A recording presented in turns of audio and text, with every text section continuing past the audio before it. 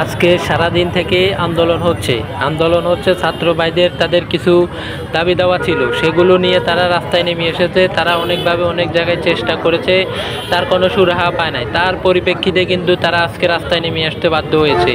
তারা বাধ্য হয়েছে রাস্তায় নেমে আসার জন্য, কারণ তারা চাচ্ছে তাদের দাবি দাওয়াগুলো যেহেতু মানিয়ে নেওয়া হয়। তাদের যে দাবি দেওয়া ছিল সেগুলো তাড়াতাড়ি মেনে নেওয়ার জন্যই তারা রাস্তায় নেমে আসা। আজকে সারাদিন থেকে তারা অবরোধ করতেছে, সারাদিন এখানে অবরোধরত অবস্থায় আছে।